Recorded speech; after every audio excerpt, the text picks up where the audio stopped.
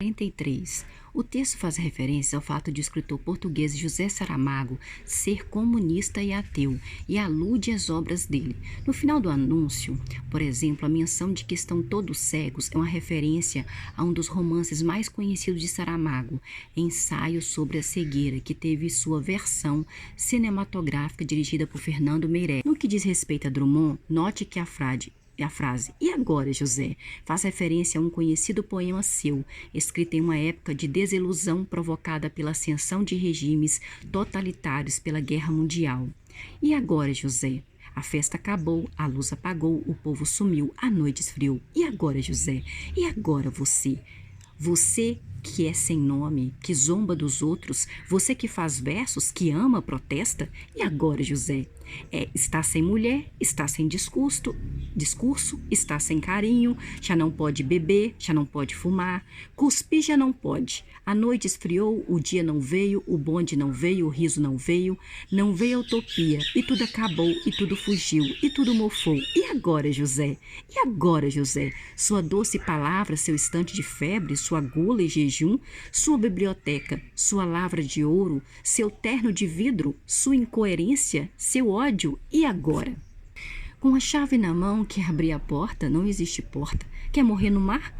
Mas o mar secou. Quer ir para Minas? Minas não há mais. José, e agora? Se você gritasse, se você gemesse, se você tocasse a valsa vienense, se você dormisse, se você cansasse, se você morresse. Mas você não morre. Você é duro, José.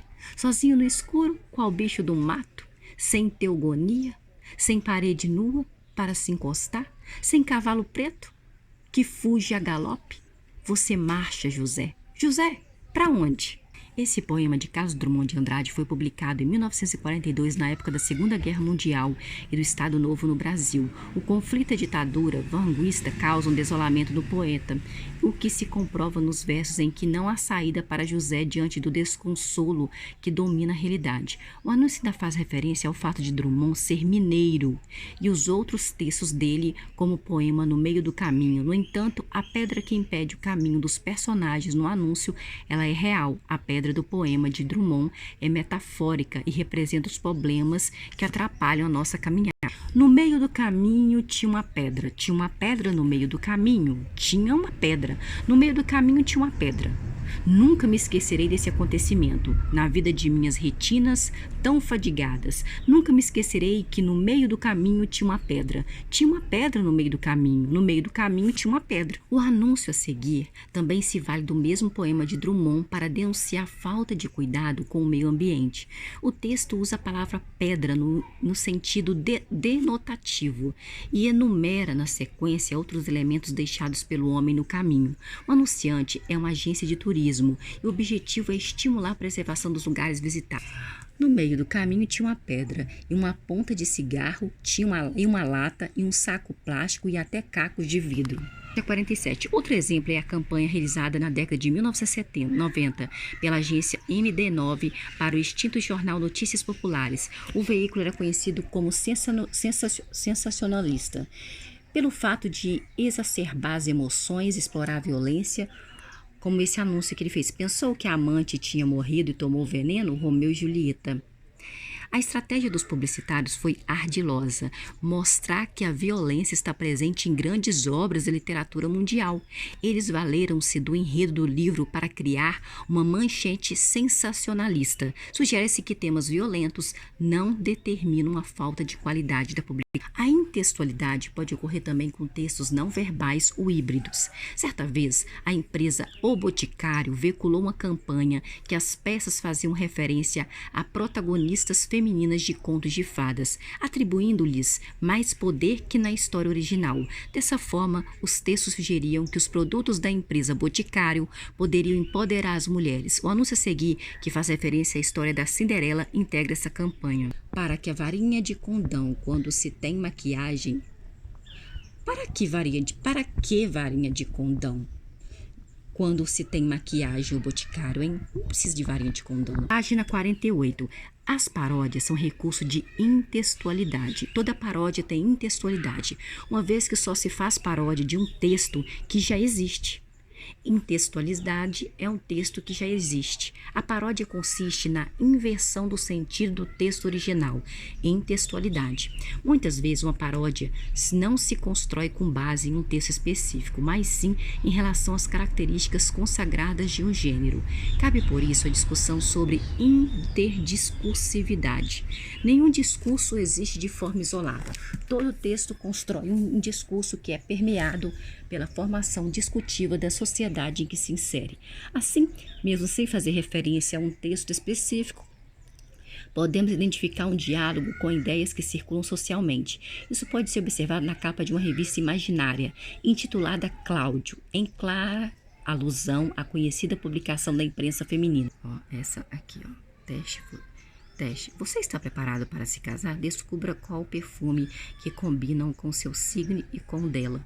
Polêmica. Você deve se entregar a ela já no primeiro encontro? Essa capa não paródia uma capa específica da revista Cláudia, mas sim o discurso presente nessa publicação feminina em que a mulher é representada como alguém que deve agradar ao homem e se preocupar apenas com as questões de moda, relacionamento e atividades familiares. Isso também ocorre no texto a seguir, em que a atualização do discurso dos tradicionais contos de fada ocorre devido às alterações no papel social da mulher. Conto de fadas para mulheres modernas. Era uma vez, numa terra muito, mas muito distante, uma linda princesa independente e cheia de autoestima que, enquanto contemplava a natureza e pensava em como maravilhoso o lago do seu castelo estava de acordo com as conformidades ecológicas, se deparou com uma rã. Então a rã pulou para o seu colo e disse: linda princesa, eu já fui um príncipe muito bonito, sabia? Mas uma bruxa má lançou-me encanto e eu transformei nessa rã asquerosa. Um beijo teu, princesa, no entanto, há de me transformar de novo num belo príncipe e poderemos casar e constituir um lar feliz no teu lindo castelo. A minha mãe poderia vir morar conosco. E tu, princesa, poderias preparar o meu jantar, você lavaria as minhas roupas, criaria os nossos filhos e viveríamos felizes para sempre. Então, naquela noite, enquanto saboreava pernas de rã, assaltei, acompanhadas de um cremoso molho acebolado, de um finíssimo vinho branco. A princesa sorria e pensava: eu, hein? Nem morta que eu caso com você, rã. A tirinha a seguir, por sua vez, brinca com um ditado popular: a justiça tarda, mas não falha. O personagem quer o meu, caracterizado por ser corrupto, completo dito de outra forma. Essa quebra da expectativa provoca o humor.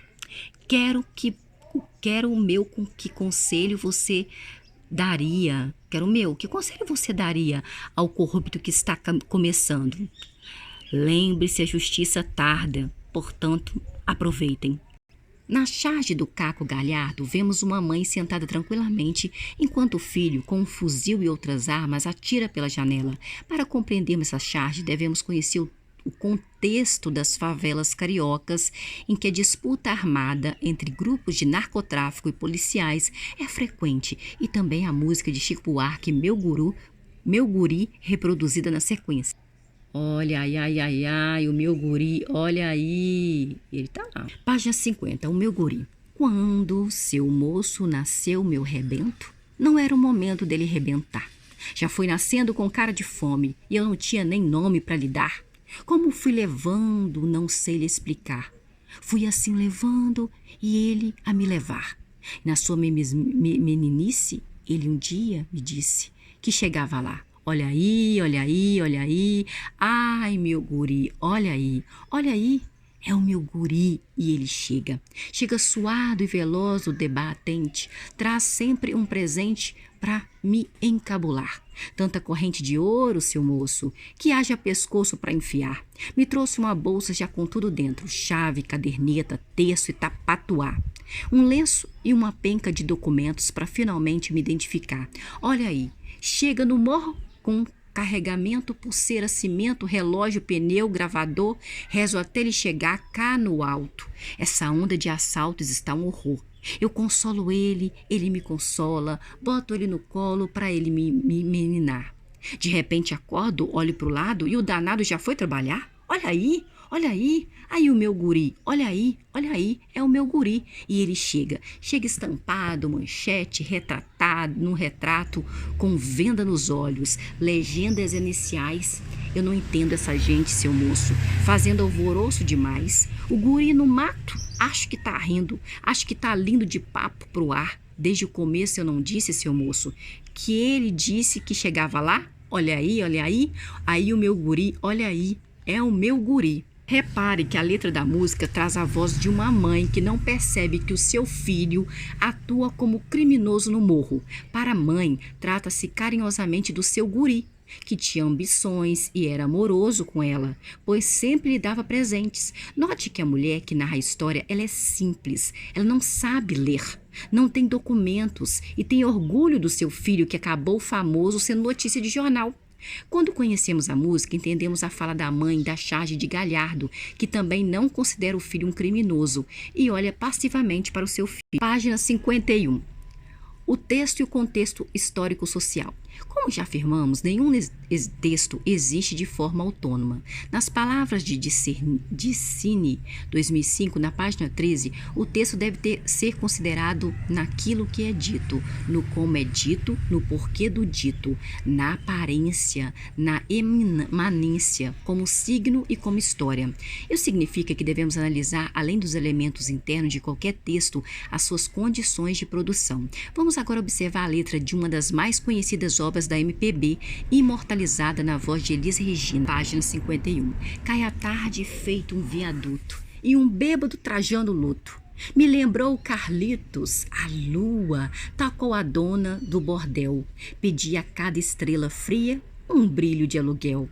E nuvens, lá no mato, borrão do céu, chupavam manchas torturadas. Que sufoco louco! O bêbado com chapéu coco fazia irreverências mil pra noite do Brasil. Ó meu Brasil, que sonha com a volta do irmão do Enfio, com tanta gente que partiu num rabo de foguete. Chora nossa pátria, mãe gentil, choram Maria, choram Clarices no solo do Brasil. Mas sei que uma dor assim por gente não há de ser inutilmente. A esperança dança na corda bamba, de sombrinha em cada passo dessa linha. Pode se machucar.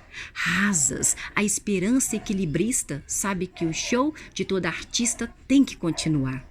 A composição de João Bosco e Aldir Blanc, lançada em 1979, no período da ditadura militar, é um exemplo da importância do contexto na interpretação de um texto. Página 52. Na música, o enunciador apresenta o embate da arte e do artista e a violência do Estado, na primeira estrofe, para indicar como a tarde havia caído repentinamente. O autor faz referência ao viaduto Paulo Frontin, que é no Rio de Janeiro, que desabou em 1971. A alusão ao luto e a Carlitos, Charlie Chaplin, representa o estado de tristeza da classe artística diante da pouca liberdade de expressão. A mata-borrão e as manchas torturadas referem-se à violência dos órgãos estatais com os opositores do regime. A charge a seguir não pode ser bem interpretada sem considerarmos o contexto em que foi produzida. Arte política, o grito do tucano. Página 53. Charge, ela é um gênero textual em que o conhecimento do contexto histórico e político tende a ser imprescindível para a boa interpretação. Percebemos que Angeli parodia o quadro O Grito, de Eduard Munch, com um personagem central em desespero. Vemos então o presidente Fernando Henrique Cardoso ao fundo, com um sorriso nos rostos, a observar o grito. Estão Paulo Maluf e José Sarney. Se o leitor não identificar essas figuras políticas, o humor da charge se perde. Note ainda que o leitor precisa saber que tucano é como se designa o político que pertence ao PSDB, partido do presidente. A charge a seguir, Glauco e Angeli ilustram a crítica comum na época que dizia que o governo Itamar Franco estava inerte. Repare que nos dois primeiros quadrinhos temos a impressão de que o governo está de fato em movimento. No último, no entanto, revela-se que ele está sendo guinchado, ou seja, sem movimento próprio. Os jornais não perceberam, mas o povo já percebeu que o governo está em movimento. Mas está sendo rebocado aqui, ó. No primeiro semestre de 2018, notícias sobre a separação entre mães imigrantes ilegais e seus filhos nos Estados Unidos provocaram discussões e protestos. Muitas fotos foram publicadas em redes sociais e algumas delas foram reaproveitadas em outras produções. Com base em uma das fotos mais compartilhadas nas redes sociais, a revista Time construiu a capa reproduzida. O presidente dos Estados Unidos da época, olhando para a criança. A ironia da frase "Welcome to America", bem-vindo à América, é dada pela contraposição entre a imagem da menina hondurenha chorando e do presidente Donald Trump, que implementou a política de repreensão aos imigrantes. Os quadrinhos a seguir, por sua vez, foram produzidos no contexto da aprovação do projeto de lei que permite a aplicação de vários agrotóxicos na produção de frutas e legumes em junho de 2018. A bruxa disfarçada de velhinha ofereceu uma maçã à pobrezinha. A moça deu a mordida e tombou desfalecida. Deve ter agrotóxico. Observe também que a intextualidade com a conhecida história infantil da Branca de Neve, que morde a maçã envenenada oferecida pela bruxa. Para finalizar os exemplos, consideramos no quadro a seguir a música Bom Conselho de Chico Buarque. Observe que o compositor Chico Buarque altera vários ditados populares e os aplica em um conselho a um interlocutor. Essa música foi escrita em 1972, época da ditadura militar. É possível identificar os versos, várias referências à repreensão do período, como inútil dormir que a dor não passa. É inútil dormir que a dor não passa. A música convoca ao ouvinte a agir contra o sistema. Está provado, quem espera nunca alcança. Haja duas vezes antes de pensar. Devagar é que não se vai longe. Uma boa noite de sono combate os males. Quem espera sempre alcança. Faça o que eu digo, não faça o que eu faço. Pense antes de agir. Devagar se vai longe. Quem semeia vento, colhe tempestade. Ouça um bom conselho que eu lhe dou de graça. Inútil dormir que a dor não passa. Espere sentado ou você se cansa. Está provado que quem espera nunca alcança. Venha, meu amigo, deixe esse regaço. Brinque com o meu fogo. Venha se queimar, faça como eu digo, faça como eu faço, haja duas vezes antes de pensar. Corro atrás do tempo, vim de não sei onde, devagar é quem não se vai longe. Eu semeio o vento na minha cidade, vou para a rua e bebo a tempestade. Dessa forma, conclui-se que a leitura não pode se basear em fragmentos isolados do texto. A leitura deve levar em consideração os elementos do interior de um texto e também os aspectos externos do contexto em que foi produzido, bem como as relações que estabelece com outros textos. Informações implícitas. Imagine que você chegue à faculdade e escute a seguinte frase: hoje você está bonito. Apesar da evidente intenção de elogio, não se pode deixar de reparar na presença do advérbio hoje. É hoje que você está bonito. Você pede questionar: só hoje que eu estou bonita? Embora não esteja explícita, há a mensagem de que, nos demais dias, você não estava bonita. Além disso, há um uso do verbo estar, que na língua portuguesa tem um sentido diferente do verbo ser. Você é bonita. Você é bonita. Assim, existe nos mais variados enunciados informações implícitas, isto é, aquelas que não estão ditas com todas as letras, mas que devem ser percebidas pela boa interpretação. Outro exemplo é a pergunta normalmente ouvida por professores: você trabalha ou só dá aula mesmo? Mesmo que não seja a intenção, a formulação indica que o falante não considera que dar aula seja um trabalho. Lembre-se de que estamos trabalhando com a interpretação de textos e não com a intenção do enunciador. Muitas vezes, a pressa, o hábito ou a falta de habilidade na hora de construir o enunciado conferem ao texto um sentido que não era pretendido pela pessoa. Isso, no entanto, não invalida a interpretação do que foi dito. Ainda podemos citar o uso das conjunções adversativas, mas, porém, contudo, no entanto, ou das concessivas, apesar de, mesmo que, como nos enunciados, apesar de ser francês, o filme é bom. Tem mais de 60 anos, mas sabe usar o computador. Nessas frases, notamos que um falante não aprecia o cinema francês e o outro considera que as pessoas mais velhas não sabem utilizar as tecnologias mais modernas. Em certa ocasião, um anúncio de iogurte utilizou a frase tão gostoso que nem parece light. Nesse caso, temos como implícita a afirmação de que os produtos light não são gostosos. Página 57. As mensagens implícitas podem estar marcadas pelo uso de algum elemento linguístico, como nos exemplos, ou podem ser sugeridas pelo contexto. No primeiro caso, falamos em pressupostos, no segundo, em subentendidos. O uso de vírgulas também pode construir pressupostos diferentes nas orações subordinadas adjetivas. Considere os dois períodos a seguir. Os deputados que são corruptos serão processados. Os deputados, vírgula, que são corruptos, vírgula, serão processados. Na 2, as vírgulas generalizam e afirmam que todos os deputados são corruptos e serão processados. Na 1, a ausência de vírgula restringe a corrupção a alguns deputados. Imagine agora outra situação. Uma visita na casa de um amigo em um domingo. O visitante chega logo cedo, vírgula, almoça e fica a tarde toda. Então, vírgula, ele diz ao visitante: já são 20 horas. Além da menção ao horário, há uma sugestão de que é bom que ele vá embora, porque já são 8 horas. Isso está subentendido pelo contexto. Não há nada nas palavras dele que comprove esse entendimento. É até mesmo possível que o anfitrião negue esse subentendido se a pessoa se mostrar ofendida, podendo alegar que quis apenas se referir ao fato de o tempo ter passado muito rápido. Observe que esse mesmo enunciado, já são 20 horas, pode ser subentendido totalmente diferente em outro contexto. Se o indivíduo tiver um compromisso, pode significar que está atrasado, por exemplo. A percepção do que está implícito é muito importante para a interpretação correta de qualquer texto. Vejamos a seguir os quadrinhos As Cobras, de Luiz Fernando Veríssimo.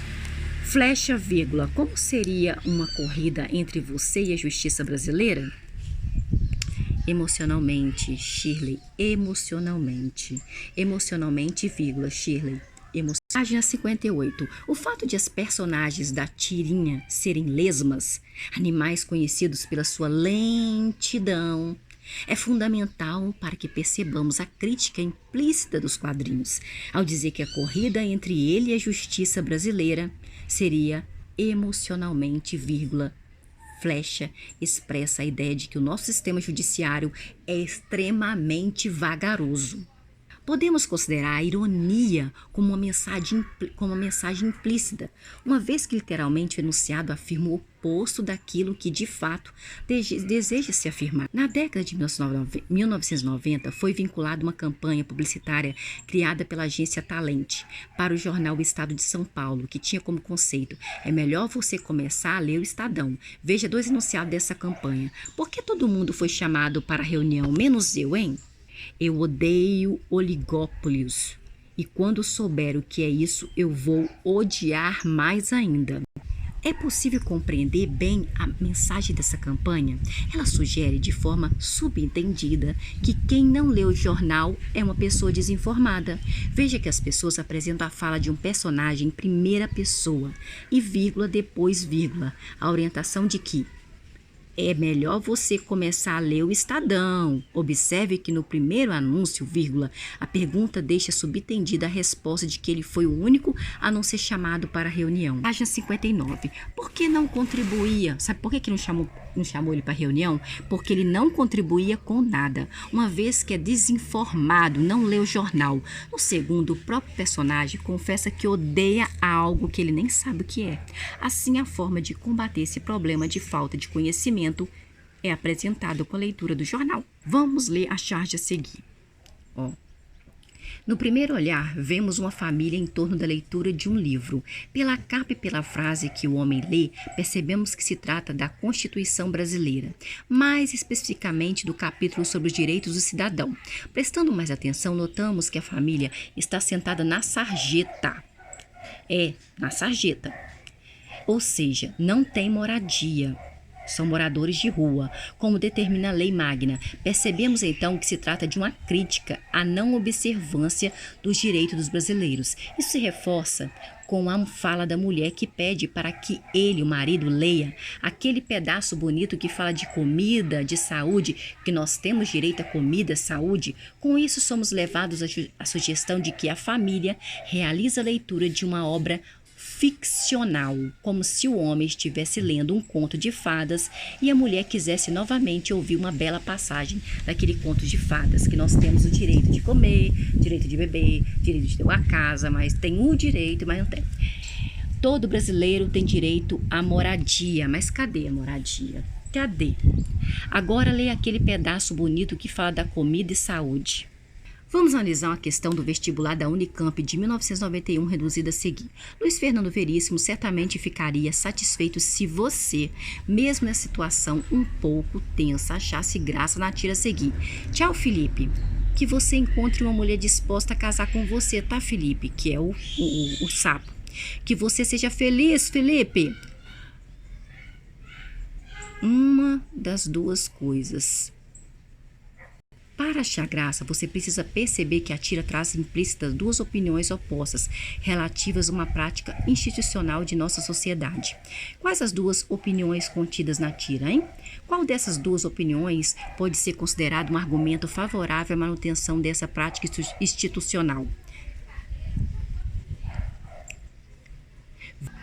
Veja que um dos personagens se despende do sapo Felipe e deseja que o sapo Felipe se case. No segundo quadrinho, ele acrescenta o desejo de que o amigo seja feliz, o sapo Felipe. Assim, até aqui, há uma associação entre casamento e felicidade. Na sequência, é um quadrinho sem falas, fundamental na construção do sentido, pois sugere que o personagem ficou pensando no que havia dito. E então, no último quadrinho, ele completa com a frase: uma das duas coisas, infeliz ou feliz. Ou seja, ou o amigo Felipe se casa, ou ele será feliz. Se ele não se casar, né? O amigo se casa ou ele será feliz. As duas possibilidades no final são apresentadas como excludentes. Se ele se casar, ele vai ser infeliz. Se ele não se casar, ele vai ser feliz. Página 60. Interpretação de textos não verbais. Imagine que a questão a seguir fosse apresentada desta maneira em uma prova. Considere o cartoon e assinale as afirmativas. Nossa, que briga, gente. Tá vendo? O cartoon tem por objetivo criticar as normas de etiqueta que orientam os comportamentos das pessoas em ambientes públicos. O cartoon revela contradição entre o comportamento das pessoas e seus pensamentos e desejos. O cartoon critica a agressividade presente na vida de muitos casais e propõe conversas civilizadas para a resolução de problemas. O correto é que se afirma apenas em. Eles estão pensando, eles estão aqui civilizadamente comendo, mas estão pensando em se engalfinhar, brigar. Eu acho que essa aqui, o cartoon, revela a contradição entre o comportamento das pessoas e seus pensamentos e desejos. Antes de darmos a resposta, vamos prestar atenção nos elementos do texto. Trata-se de um texto não verbal, pois não usa palavras. Assim, devemos prestar atenção nos detalhes da imagem. Observamos um casal sendo servido por um garçom em um restaurante. A cena transcorre em um clima de aparentemente normalidade, de acordo com as convenções sociais. No entanto, homem e mulher compartilham o mesmo pensamento, caracterizado por uma situação de conflito com agressão física. Dessa forma, entendemos que a situação que parecia pacífica, na verdade, seria diferente se as emoções fossem liberadas. Além disso, percebemos que o texto não apresenta uma solução para o conflito, apenas expõe a contradição entre a situação real e o pensamento dos personagens. E vamos ver aqui esse exemplo aqui, ó. Macaco, né? O homem, vai até a tecnologia, né? A imagem brinca com a tradicional ilustração da evolução humana. No entanto, ela não para no homem ereto. A mudança continua. O homem vai novamente se encurvando para sentar o computador. Dessa forma, de acordo com o texto, a partir de certo ponto, ocorre uma evolução na postura do ser humano. Nessa involução, não é evolução, é involução. Ele volta a ficar novamente, não está ereto mais, encurvado, porque ele está no computador. na postura dele. Nesse caso, percebemos que a sequência dos desenhos é fundamental para a interpretação do texto, pois há uma ordem cronológica. Assim, um texto não verbal também pode construir uma narrativa. Vamos ler os quadrinhos apresentados a seguir do cartunista Quino?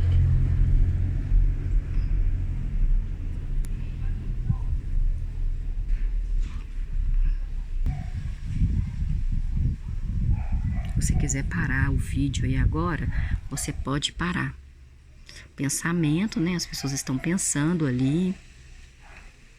Página 62. Os quadrinhos traçam a narrativa em sequência cronológica. Vemos um casal e a mulher está grávida. O chute na barriga da mãe durante a gravidez faz com eles criar expectativa quanto ao futuro do garoto, ser um bom jogador de futebol. Essa expectativa se mantém ao longo do texto, com o crescimento do menino que continua a chutar as coisas. A frustração dos pais começa com o desinteresse do menino, pela bola. A partir daí, eles começam a duvidar do futuro promissor do menino deles. As desilusões agravam-se até o desfecho, em que o pai e a mãe são chutados pelo filho que vai embora de casa e vai para o asilo. Existem outros textos em que a interpretação não é tão imediata. Vamos ver mais um exemplo do mesmo autor. Vem aqui, um trem, aí tá a mulher e o homem passando com a mala, o homem cumprimenta um presidiário, cumprimenta uma moça que está no muro, o homem cumprimenta os casais que estão passando na rua, o homem cumprimenta um homem que está na charrete, o homem cumprimenta um homem que está encurvado. O que é aquilo ali, gente? Não cumprimenta, não. Por último, ele não cumprimenta, ele fica assim meio que...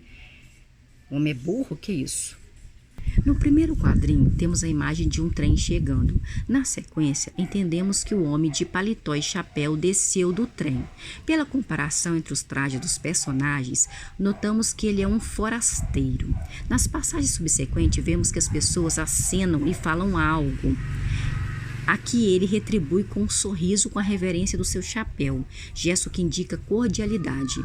Essa cena se repete até que ele chega ao hotel. Ao entrar no estabelecimento, no hotel, o personagem depara-se com um homem que deveria recepcioná-lo, mas que se machucou com um martelo ao tentar colocar um quadro na parede.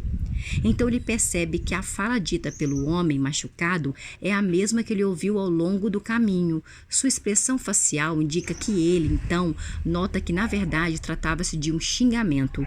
Muitas vezes um desenho que apresenta ter apenas a intenção de registro do cotidiano apresenta um sentido crítico. Vejamos, por exemplo, a ilustração do artista polonês Paula Kuzinski, produzida a seguir.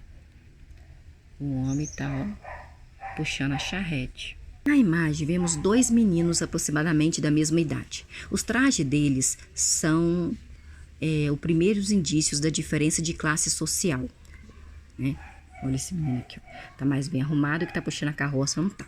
Cada um puxa com uma corda um trem. O mais rico está brincando com um trem miniatura. O outro, por sua vez, está trabalhando, puxando um vagão carregado. Dessa forma, entendemos que o autor construiu uma crítica às desigualdades sociais que definem a formação das pessoas desde a infância. Embora a linguagem não verbal tenda a ser mais universal, ou seja, ela pode ser compreendida por pessoas de diferentes países e idiomas, a interpretação de um texto não verbal nem sempre é fácil, como podemos observar nos exemplos anteriores. Não basta reconhecer o que está representado, é preciso analisar a significação de cada elemento naquele texto-contexto. Charles Peirce, filósofo e fundador da semiótica, considerava que os signos não verbais podem ser classificados de acordo com a relação que estabelece com seus referentes em ícones, índices e símbolos. Os ícones mantêm relação direta de semelhança com seu referente. É o que se observa na figura a seguir, e que temos o desenho de um gato, a semelhança de tal ordem que mesmo uma criança pequena é capaz de identificar o referente. Gatinho! Os índices são indícios. Índices são indícios, isto é, apresentam uma relação de contiguidade ou de causalidade com o referente. Por exemplo, a fumaça pode representar o fogo. Uma placa com talheres à beira da estrada indica a proximidade de um restaurante. Assim como o desenho de uma bomba de gasolina significa a presença de um posto de combustível, como se vê nessa figura aqui. Por sua vez, os símbolos apresentam relações convencional e arbitrária com seu referente. Como exemplo, podemos mencionar a representação de operações matemáticas, como da raiz quadrada. A compreensão dos ícones tende a ser mais imediata, uma vez que eles apresentam aquilo com que tem semelhança. Por sua vez, os índices e os símbolos exigem do leitor um raciocínio que vai além da mera decodificação. É importante ressaltar que o mesmo signo pode ser um ícone, um índice ou um símbolo, dependendo do texto. Podemos pensar, por exemplo, o desenho de uma cruz. Ele pode ser um ícone se estiver representando apenas uma cruz, ou um índice se estiver representando a crucificação de Jesus. Ele pode ser um símbolo se estiver representando a fé cristã.